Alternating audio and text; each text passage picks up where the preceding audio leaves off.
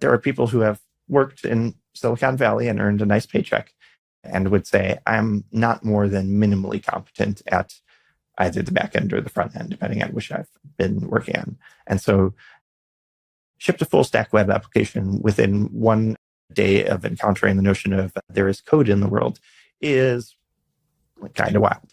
I saw one of my main roles here as preparing resources for Claude that my students are just sort of like a channel for, such that my students will be able to just like talk to Claude very naturally about what they want to happen. Claude will then execute. None of my students typed into their command line git commit or git add or whatever. They all had the experience of telling Claude, oh, that's great. I want to deploy it to the internet. Or I like the previous version more. Can we go back? And Claude had instructions from me on committing frequently and what to do when the user requests to go back to a checkpoint and stuff like that. I had a video producer that has never coded in his life and had a little bit of computer phobia. And he built an application that takes in a screenplay and analyzes it, splits it into shots, and generates an AI-generated storyboard for it, which I thought was incredible. He said he might actually use it for his films. If you take away nothing from this episode except this, if you do not currently think LLMs are intelligent, if you think they're like a fun bit of magic but won't have any major impact on the world, if you think that, okay, cool thing that you can use to like generate slop for spam purposes, but will never transform a white collar occupation. This is two relatively experienced professionals trying to shake you by the neck and say, no, like we are not talking about 2 years from now. We're talking about today in terms of the things they can do. Hi-ho, everybody. My name is Patrick McKenzie, better known as Patio11 on the internet. I'm here with Yoav, who is an AI researcher who recently has been teaching people at a variety of skill levels this craft called, quote, vibecoding, end quote. So Yoav, thanks for being on the program today. Thanks for having me. So we'll start off with first for the question for people who aren't terminally online on Twitter. What does vibecoding mean?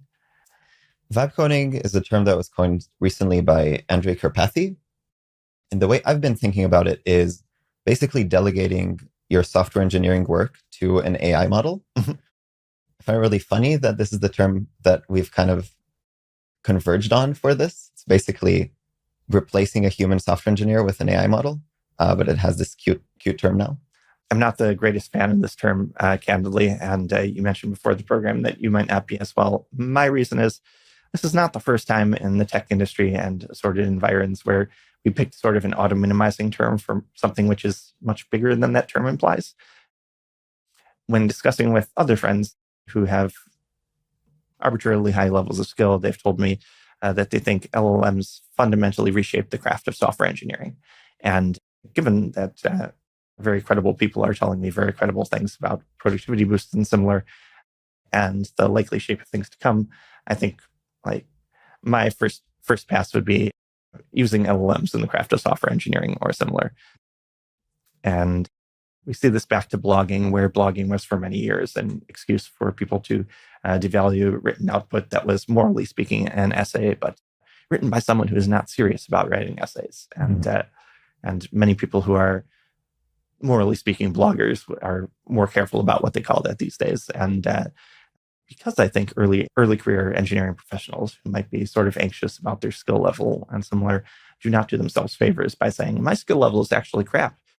I am the worst engineer in the history of 19-year-olds who have ever done the craft of engineering. I would encourage people, particularly people early in the careers, to not call it vibe coding with respect to themselves. But that is me off my soapbox. Yeah, that is a slightly different angle that I'm coming from. I don't think people are calling themselves vibe coders as a career title or something like that. I think it's more of an activity. People see it as an activity. And I think in some ways it sets in the right mindset for using LLMs to produce software, because often you'll get way better results if you constrain the model less and sort of let it be creative. There's an exploratory, almost play-like feel to this, which sometimes there is and sometimes there is less of in the general craft of software engineering, right? Yeah. Like the people that report poor results are the people that have this big existing code base and they need to make a very specific change to it. And to them, like the vibes that don't help at all. They just need to accomplish a specific thing. And the models are not as good at accomplishing a very specific thing that is still complicated compared to making a whole new thing from scratch that is less constrained.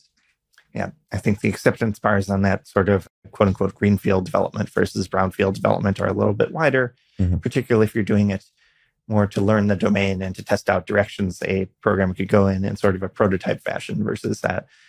No, we have a system. We need to have a bulletproof bug-free implementation of one submodule for the system, or like everything comes crashing down. For people who are having a bit of trouble visualizing this, and I know that the answer is changing on almost a week-by-week basis. If I'm an engineer and I sit down at a computer and I am, quote, vibe coding, what does that activity actually look like to me? What programs am I using? What does the information flow look like? Yeah, so this has several different possible forms. There is the kind of like closest to normal software engineering version of this, which is you have your choice of IDE open, maybe VS Code, maybe Cursor, and you are looking at all the code and you have a particular change you want to make in mind, but instead of typing it out yourself, you maybe prompt a model to like add a function, or you even start typing it out and then let it temp complete the rest, or type out the function signature or whatever. Arguably, if you're looking at the code that is not vibe coding, there's a step above that, which is still inside one of your IDEs of choice, most likely Cursor or Windsurf over VS Code. People have not had very good success with the agent mode in VS Code yet, as far as I know. But let's say in Cursor, you have the agent mode sidebar. You type in, I want you to implement blah, blah, blah. And you mention the feature set you want rather than the implementation you want. And then the agent gets to decide how to implement it. That's a little bit more along the curve. Even more along the curve is, you maybe still in these tools, or maybe in Claude Code or something like that, you maybe even set up a completely new project and you plan on not looking at the code at all whatsoever. And you say, this is the application I want. And the model then goes and makes it, and you look at the result in your browser or whatever interface it is that you're making. And then you ask for feature changes. And then the most vibey version is you use one of these web-based tools, such as v0.dev or bold.new or Lovable. And inside your browser, you just tell the LLM what you want, and the LLM makes it. You get to see it and request changes. You probably have a one-click deploy button where you can put it on the internet. Does that answer the question? Yep, does indeed. So we're starting at something which is almost cliched in the discourse about LLMs now. It's just slightly more sophisticated autocomplete. Although if folks are thinking of standard IDE autocomplete features, this is much more sophisticated than that. They are not simply guessing from the characters that you've typed recently, or the your most 10 used library calls in a library, but they're actually able to see the context above and below the cursor. And so they are quite good at guessing, like, okay, which library is he going to call next? What are the probable parameters he's going to send to it? And even if there are patterns either in the LLM's training set or in the context window of, well, okay, if you're doing a for loop, that the invocation line of the for loop is very predictable, but also that it, if you've been a programmer for a while, sometimes that if you've just like assigned a variable X and a variable Y, everything about the for loop is preordained, and it's just a matter of like banging the keyboard. And they are quite good at that in my experience.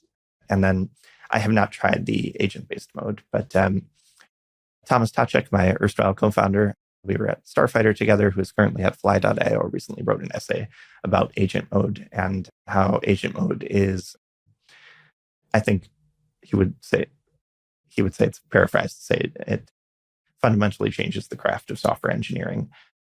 Agent mode is not dissimilar say, people I've talked to having a staff of junior programmer working for you, where you might meet them before lunch, give them a number of like, I would like you to bang out X, Y, and Z today, and have 5, 6, 10 people that you fan things out to. And then you literally have to go away because the LLM does need a perceptible amount of time to think. So maybe you take a meeting, maybe you take lunch, whatever. You come back and there are 5, 6, 10 pull requests from your staff of junior programmers. And some of them will be very like, this person got exactly what I wanted from them, except this pull request. Some of them will require a little bit of editing from you. You might not like the style, et cetera, et cetera.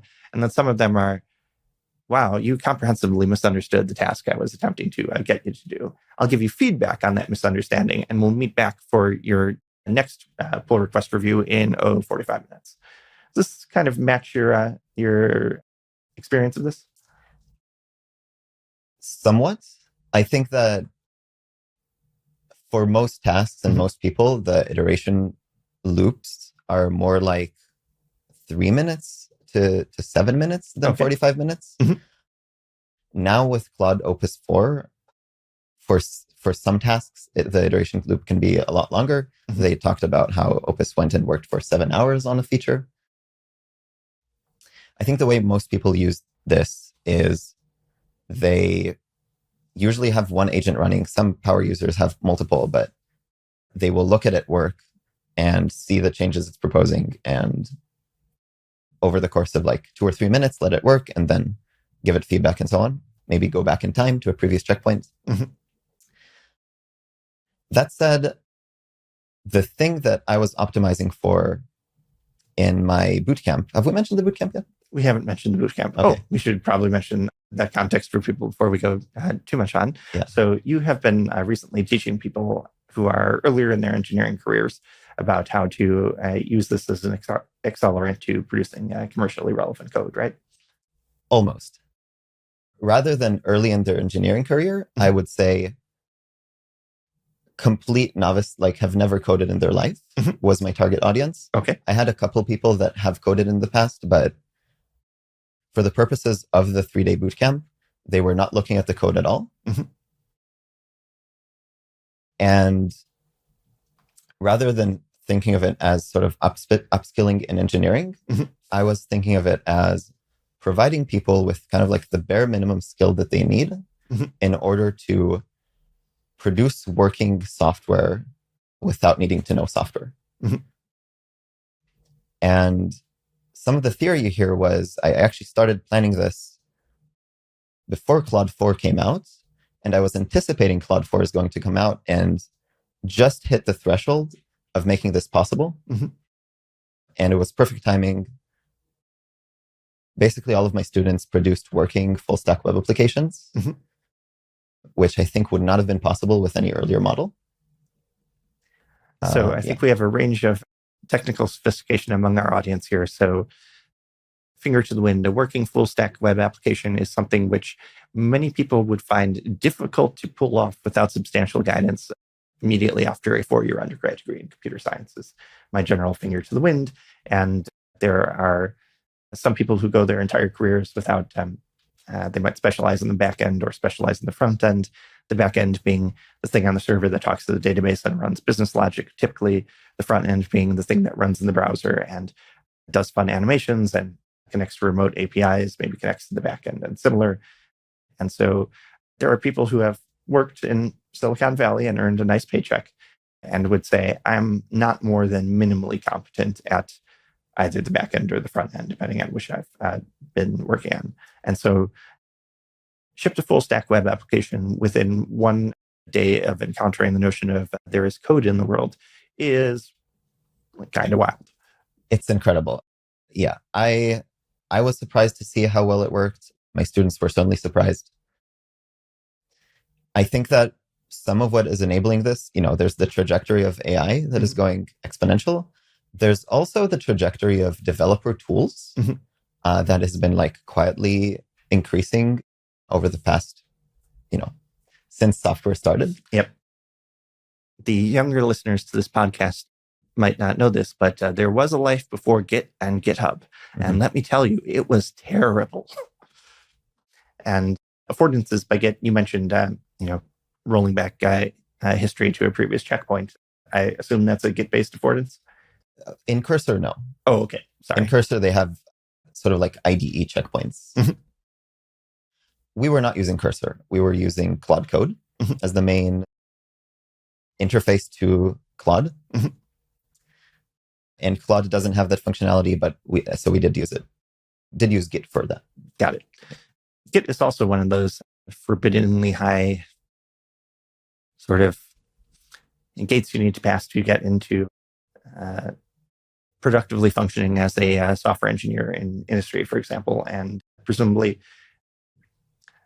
having attempted to teach people this before, if you can make someone minimally competent in Git in a day without them having previous version control experience, you're doing pretty well, if that is your only pedagogical goal. And so if you have people successfully being able to, I don't know, commit, undo commits, merge, and rebase in Git at the end of 24 hours on top of learning programming the same day, that is, again, kind of wild to me.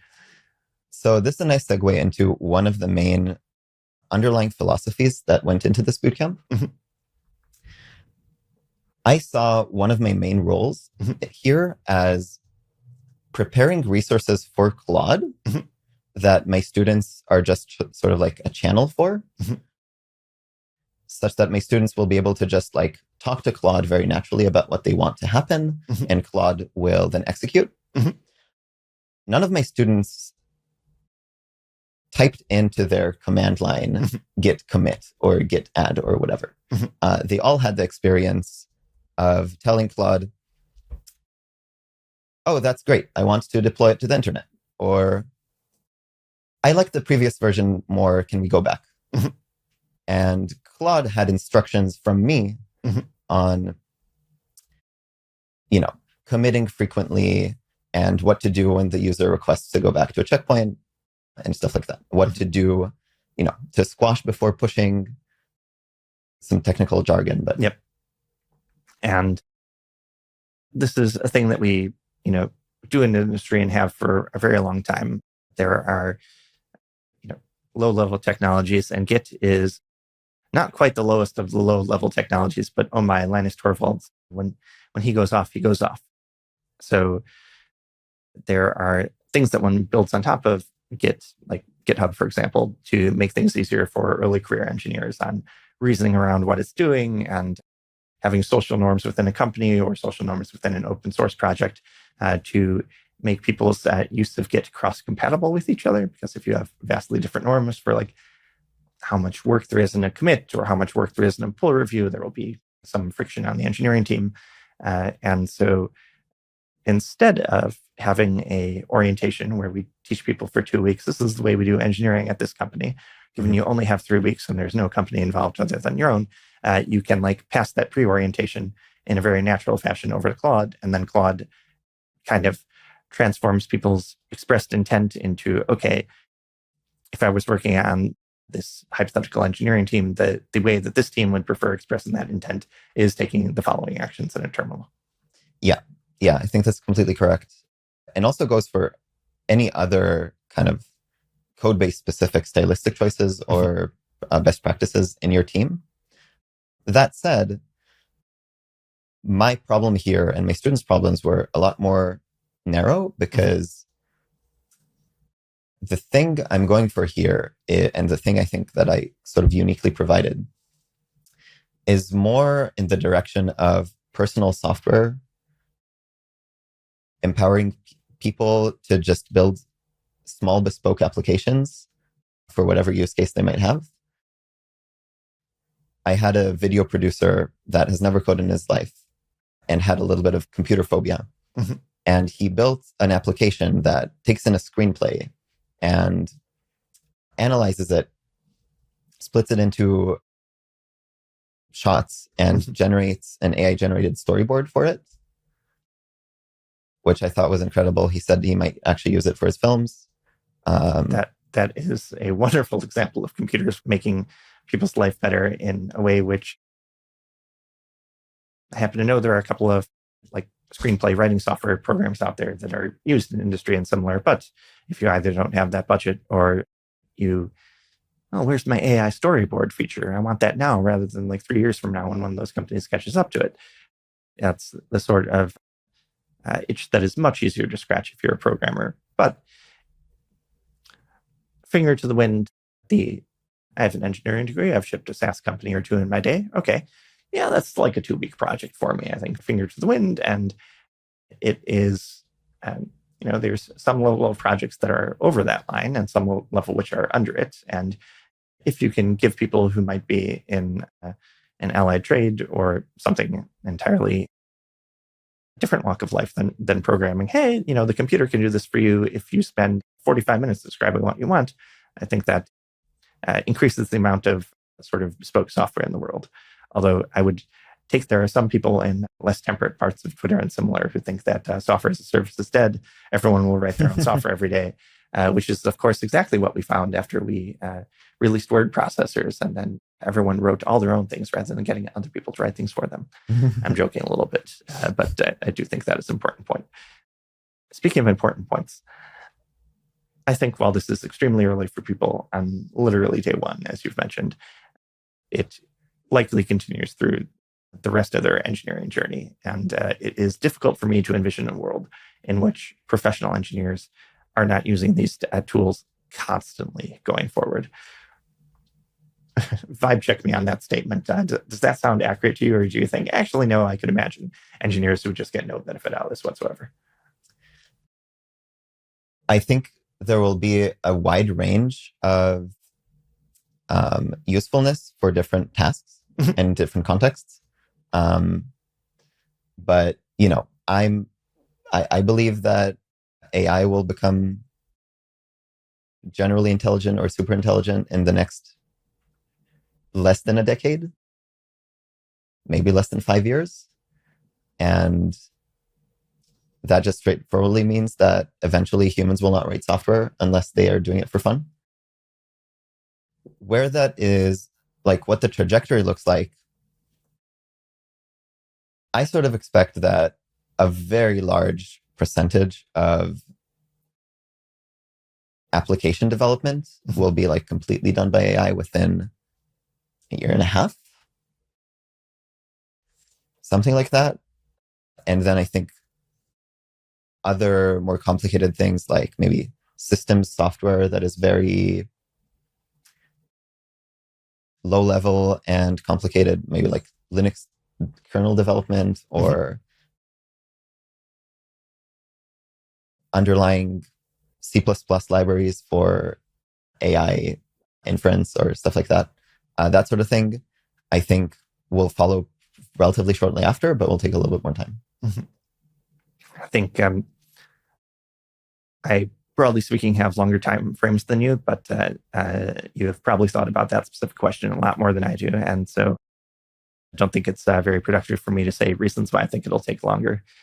But the thing I think there would be wide agreement on is that given that these tools are getting so much better on a every 3 to 6 month-ish cadence, where, like you said, it would have been borderline to even attempt to do this for students at the skill level even a few months ago, and then Claude 4 gets you there. If people have previously tried using LLMs to assist them in engineering, or if you're unsure, like, am I doing the kind of engineering that would really benefit from like putting points into learning how to do this for a couple of weeks, you might as well deploy those points now, because if you are, expecting a productivity speed up from your use of LLMs, like if it isn't available in June 2025, just check back in October, and whatever your expenditure of points and resources and investment was in learning how to do this, the LLMs have in aggregate expended a lot more training runs on getting better how to do it between now and October, and suddenly, boom, your investment that was not quite where you want it to be now gets you some rewards that you can take the advantage of. Yes, I agree. That said, I think that learning this will become easier over time as well. Yes. It's not going to be like too late to get into it and you'll be behind or something. Like with the models getting smarter, they will also become better at teaching you how to do this, right? And and there will be better UI affordances built on top of them, and better educational products like your own built around it, et cetera, et cetera. And then the models themselves and the people that are building the systems that are firing prompts off to the models will have more experience of seeing engineers over a range of the skill population on a wide variety of problems, and they'll presumably tight loop that into either training runs or fine-tuning runs to make them function better out of the box, as it were. Yeah, absolutely. And regarding timelines, I actually would be happy to talk about that if that's interesting, because one of the reasons that I decided to do this is that, I believe that the models are much smarter than people seem to think. And I wanted to show that. And I think I've actually done a good job. Like, my students were able to build really impressive things in a very short timeline. I remember being wrong about this, and so I will cop to being wrong about it. A few years ago, when Flappy Bird came out, Flappy Bird, for those who don't remember, was a extremely minimalistic game, which was nonetheless done well. And for a while, it was a bit of an internet sensation, partly because there was a bit of a gap between how minimalistic it was and how just fun it was to play. And that gap in particular caused people to want to play it, and then internet sensation begets being an internet sensation. Something that someone said, and I can't remember who it was, this would have been back in, I didn't look this up beforehand. It would have been impressionistically in the 2016 era or so, before the modern era of LLMs. They said, eventually, you'll be able to go to a computer and just say, make me a game about birds, and this is going to pop out of it. And I was like, no, like, just from an information theory perspective, there's not enough in the sentence, make a game about birds, for this to pop out in it. Today, I don't think it's even worth doing the experiments. Like, if you say, make me a Flappy Bird clone, except it's got to involve sharks and water, that you will get a functioning Flappy Bird clone with sharks and water, basically on your first try, right? My students basically did this. Yeah, of course. The natural progression of programs over the years. In my day, hello world. These days, please make me a Flappy Bird clone. Yeah. If you take away nothing from this episode except this, if you do not currently think LLMs are intelligent, if you think they're like a fun bit of magic but won't have any major impact on the world, if you think that, okay, cool thing that you can use to generate slop for spam purposes, but will never transform a white-collar occupation. This is two relatively experienced professionals trying to shake you by the neck and say, no, we are not talking about 2 years from now. We're talking about today in terms of the things they can do, and have a variety of confidence intervals for where we'll be in 2 years, where I won't ask you to endorse this, but I've tried to tell people, I am the guy who thinks that the bear case for LLMs is that they're only as impactful on human society as the internet was. Simultaneously, I'm the guy who says that the internet is the most important things that humanity has ever accomplished. And the bull case for LLM is much more impactful than the internet. And I think, paraphrasing what you said earlier, and please tell me if this is an unfair paraphrase, you're expecting the literal end of work, at least for productivity purposes by humans, that we can offload entirely all or almost all of that to LLMs? Yeah, basically, within a few years, I expect humans, with very few exceptions, will not look at code. Maybe only audit very specific code bases that need that actually need human auditing, because they are, I don't know, relevant to AI, safe usage of AI. And then you have to have a human look at it because you don't trust the AI or something like that.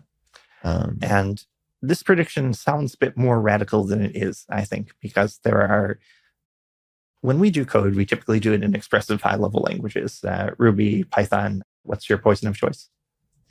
It depends on the use case, but for most applications, TypeScript these days. TypeScript. So TypeScript is a great example. TypeScript is built on top of JavaScript with quite a lot of similarities, but files some of the rough edges off. JavaScript is built on a virtual machine. The virtual machine is built on top of lower-level, high-level languages, probably C. C is built on top of assembly. Assembly compiles down into binary code, and the CPU, the chip that runs in your computer that does all the stuff, interacts essentially with binary code. Now, for that entire tool chain, there are currently people who are specialized in working in each of those elements of the tool chain. But you can go your entire career after undergrad in Silicon Valley in working in front-end engineering, back-end engineering, fintech, whatever it is that you do, and never see a single line of assembly code. And no one around you will say, wow, this person is not an engineer. They've never seen assembly code. People will say that. They're idiots. Ignore them. Not a real engineer. You've never seen assembly code. You can go an entire career without seeing C. You can go, there are people who, for considered choices of their own, choose to go an entire career without ever seeing JavaScript. And, partly this is like an argument from specialization because humans want to accomplish a lot of things in the world, can't be expert at all the things. You offload some of the things to programs that were previously written or other humans or society generally. Partly it's an argument for we have these increasing layers of abstractions built on technology, which we had figured out a long time ago. That technology continues to improve due to the results of specialists, but you have to think about it much less than you do back when there was a point where essentially all programmers working in the world knew assembly because that was your only option. Mm-hmm. So I gave a very strong version of the claim earlier, the claim that engineers will not be looking at code anymore. I could quibble with it a little bit, but the notion that many engineers are looking at code a lot less than they do seems straightforwardly obvious to me. Given the fullness of time, I think exactly what year that'll come by is up for grabs. Yeah, and I'm personally looking at less and less code as I'm going. For the most complex things that I still do, I will look at all of the code, but increasingly for a lot of stuff, I'll just check if it works. And if it works, I won't look at the code. So this is already happening. Yep.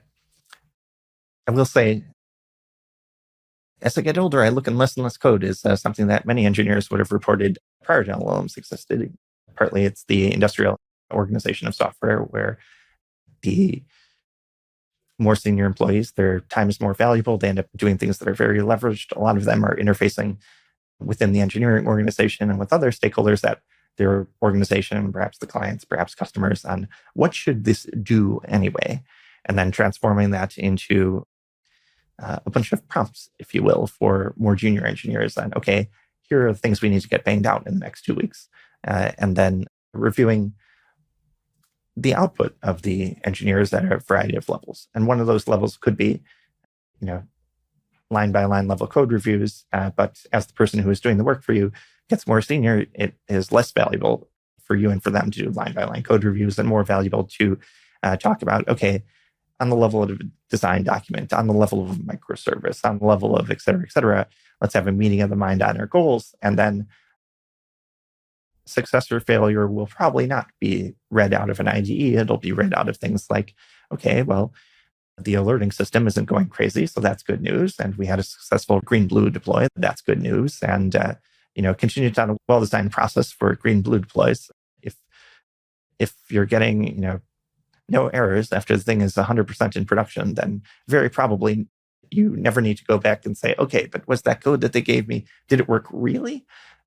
And so in a certain way, the future might look like a turbocharged version of the past, where as one gets more advanced in one's career / as the technical substrate one works on gets more advanced, you need to poke into the underlying layers less and less. Yeah, I think that's a great take. I do think that, investing in very good monitoring has always been important, but it might become even more important now. Knowing when something is going wrong. I think a thing that has been reported to me privately, but I'm interested if you've used it. So monitoring broadly, computer programs have logs to them. There's also metrics you can collect from a computer system or computer program or similar. Monitoring is just making these visible to typically human operators to allow the human operators to make decisions based on them.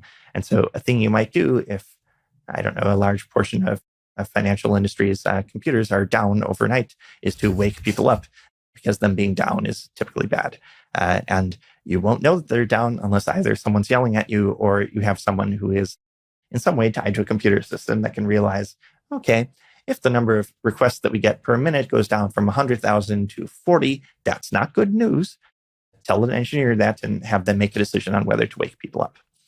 That was just the context on what monitoring is. So typically, monitoring is not reporting errors on a one-by-one basis and filing them all to a intermediate software engineer for, okay, find immediately what caused this error number 3,732 that we experienced today.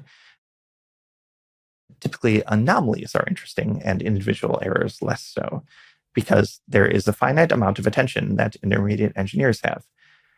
But it seems like attention attached to near human intelligence might be very abundant in the future. And so one of my friends who has previously done a lot of work has said, one of the things that we do these days is just pass every error and every error message past an LLM and see if they can identify what caused it. And if yes, add a test in the code so it doesn't cause again, and add do a code change that will fix that error in perpetuity. And then once a day or so, we have engineers review the proposed code changes and batch accept them. And I don't know if his company has yet moved past the batch accept to the, okay, computer, just figure it out and we'll tell you if we don't like it later. But I suspect that is not very far away. Are you passing logs over to the LLMs yet for somewhat autonomous mode? Or I have not done this yet, but also I've been focused on dogfooding a lot of my content for creating these greenfield small applications. Yep. That does sound very useful to me. And I do think people will remain nervous about auto-accepting code into their code bases written by LLMs for at least a few more months. I don't know. Yep. I expect that is going to be a Rubicon for a number of organizations, partly for one of the reasons, and I apologize, I don't want to drag you all into it, but one of the reasons why I somewhat fade the curves that people in the AI safety and similar communities have for impact on human life is that in some places they're not rate limited by things that the AI or any advocate for the AI can dream up. They're rate limited by acceptance into existing organizations, institutions, and similar. And so just like it took an awful long time, decades in some circumstances, to get people comfortable with the notion of your business's valuable data should totally sit in somebody else's building. You won't even be allowed in to the room with it anymore. But that's better for you than your current practice, which was the story of cloud computing, on which Amazon et al. Spent decades, again, getting companies comfortable with. I think it will take a long time to get conservative engineers at conservative institutions over the hump of, no, really, just like fire unaudited changes into your code base. What's the worst thing that can happen? And similarly, more aggressive end of the spectrum where people are, the sardonic phrase sometimes used in Silicon Valley is cat photos. If you're only shifting cat photos around, the relative robustness of the engineering demands are somewhat less. I think, interestingly, if you look at the financial industry and look at the company that is most famous for sending cat photos around, the relative robustness at the cat photo company is actually much higher than the mean robustness in the financial industry. That's neither here nor there. But I will say again, from private conversations, it seems like people are already doing the LLM to patch to batch adoption cycle in production or very close to production at quote unquote serious companies doing serious things. Yeah. And there's a bunch of topics we can branch into, but I told my students, wow, this is great. You can make these web apps, put them on the internet, and you didn't look at the code once. That's awesome. A lot of them got nervous around, oh, will I suddenly be charged a lot of money? Or, will I leak user data or something like that? And what I told them is, once your application looks the way you want it, does the thing you want it to, you should probably get a human software engineer to audit the code base, which I think is an interesting flow. You can generate hundreds of small bespoke apps, and then a small fraction of them will actually become quote unquote serious. And for those, you do the auditing. So one way to think about this is turbocharged wireframing, where in the classical craft, if you're at a company and you're trying to decide on what the new feature for the product looks like. You might have a team go off for a week or two with a sketchboard and do quote unquote wireframes of let's get the design working here and understand the flow, the screens that the user interacts with to get through the task in front of them. And then you might go as far as having a sub-team of that team build something which is clickable, but which can't actually do the thing yet, just so it's a communication aid with your engineers that are doing the actual implementation. Here's the thing we want you to build. Here is broadly what we expect the output to be, but we haven't fully specified the output, because if a wireframe was fully specified, it would just be the program. And so here we have wireframes, which are in some sense communications aid, in some sense a exploratory tool, which are just much higher bandwidth than traditional wireframes and happen to be executable. Partly it'll be a matter of tempering expectations, and maybe as of June 2025, don't vibe code a bank. Your regulator might not be super happy with that decision. Maybe if you are thinking of vibe coding a bank and don't yet know that banks have regulators, ask an LLM close to you about that topic, and you'll learn some things. I feel less threatened about it than some people do. And for whatever reason, combination of things I've written and my position in the community, I meet many people who are early in their careers who have said things like, I think this is going the broad increase in skill levels, and they're increasing adoption in the craft of software engineering. I think this is going to greatly decrease demand for engineers in the future. I think it might decrease salary for engineers. I think the door might have closed, that people who are in the industry already are fine, but who am not quite in the industry yet in a very bad way.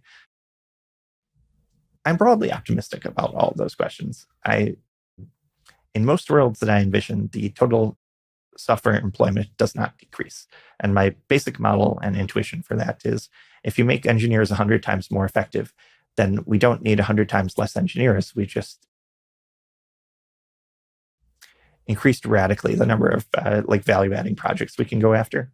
And I think people might not understand this about the largest engineering firms in the world, but they have a list every quarter that they go through, and the exact nomenclature differs in different places. But here are all the things we could do if we had infinite time.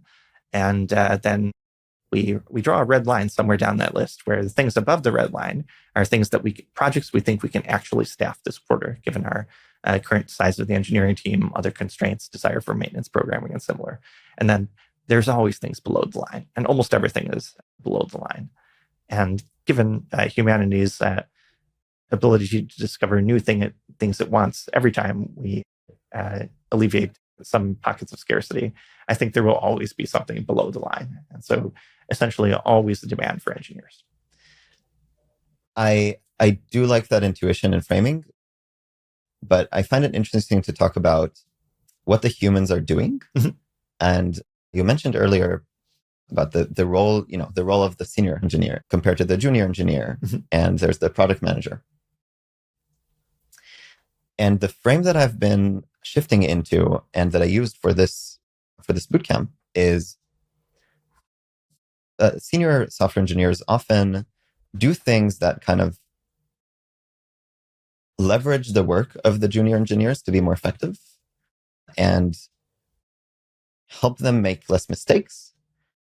If you set up your code base such that when a junior engineer makes a mistake, there is a linter that catches that mistake, mm-hmm. or a type checker, or basically a program that you run your code through and it checks it, mm-hmm. then all of a sudden you are more likely to get working software out of your junior engineer. Mm-hmm. And the framing that I took on for this bootcamp was, okay, I'm sort of this like senior engineer, mm-hmm. and I'm going to set up a project template that has all of the necessary pieces to let Claude, as the sort of junior engineer, be able to work very productively and with minimal errors, while my students, or the people, with the idea for what to build, with the idea for what they want, acting sort of like the product manager. Mhm.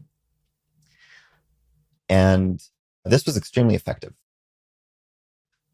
And I think when people see the level of, or try to estimate the level of capability from these models, they are looking at, okay, what happens if I ask the model to, from scratch, build this sort of like whatever application? And the model often gets it, somewhat right, but makes some simple mistakes, and it's, not very polished, and you would have to invest senior human engineering time into doing the last mile, sort of. But Cost associated with engineers just reading code de novo and understanding what is this thing doing. Yes, true. But my approach here was, okay, what if I did the last mile at the start and set up a project with all of the necessary dependencies? For each dependency, I ask Claude, hey, what is everything you know about this dependency? Okay, great. Now go look at the docs on the internet and tell me everything you missed. Now summarize everything you missed so that I can put it in the instructions for this code base. All sorts of those types of things. What backend technologies can I choose such that building out new features is extremely easy? Which is a topic that I've been excited about, before LLMs. And so when you say something like, our appetite for more software will just like increase, and we will build a lot more software, but we will still need humans. Like, humans will be X times more effective. Then I'm going, okay, but they're not going to be doing the same task. Yes. There's going to be humans that are acting sort of like product managers. And maybe there are humans that act as sort of like auditors for untrusted LLM generated code where you don't trust the LLMs enough to comply with the bank regulations or whatever. And at some point, I think that once the trust barrier is passed, like we have this aligned AGI or whatever, at that point, you no longer need the trust senior software engineers, like humans, because you trust the LLM to do that. And I don't know if we ever reach that point because it's a technical alignment question combined with a psychological and social question. And there are indeed a lot of things that computers can do these days, trivially, which society, for whatever reason, does not trust computers to do. Yeah. An example I can think of off the top of my head. Adding two numbers and then comparing that number to a third number and saying, is it above this or not? Again, trivial for computers to do this for almost all values of numbers. But there are, if you are attempting to get accreditation as an accredited investor in the United States to invest in a startup, you really want the agent in the world that is doing I'm going to add two numbers together and compare against a target value to be a lawyer or a CPA, because they have the magical ability under the law to give you the stamp that you need, and a computer, even though it is capable of doing the math, does not. And I can, given some more time, I could think of other ideas there. But you mentioned linters, and one thing, like, pro tip for anybody who is quite experienced with doing software engineering but hasn't used these yet, one of the best uses of them I found in my limited exploration is, given that we already have a linter in the code base that is flagging code patterns that have caused us problems in the past or which are aesthetically unpleasing to the team, and we simply don't want. If you have an error, ask the LLM, could you write a linter rule that would have caught this? And then you can visually inspect that linter rule and say, okay, do I like this or not? Like, is it making up something, or will this have sufficient coverage, et cetera, et cetera? You can ask the LLM to run it against the code base and tell you what it gets from the coverage report and how many instances it flags. And then you can, go one step further and say, okay, like for all the flagged instances, write me a pull request with a patch for it. And then, your choice as the person who determines allocation of resources is whether you want to actually review 67 pull requests as a matter of priority today, or just like, okay, these are the sort of pull requests I would expect given this rule. nothing's broken right now. Maybe I won't spend the time to look through all 67 of them, but I will take that linter rule in the future just to flag for the benefit of other junior software engineers and junior LLMs that if your code hits this rule, try again. So a tiny bit of alpha there. We've been chatting for a little while. I think we could go in many, many directions with this, but where can people follow you on the internet? Probably best right now is Twitter. Yoav Tzfati is my handle, YOAVTZFATI. And if you're interested in the resources that I made for this bootcamp and plan on maintaining, they'll probably look different in a month or whatever, whenever this is released. You can go to code-bloom.app, CODE-BLOOM.app.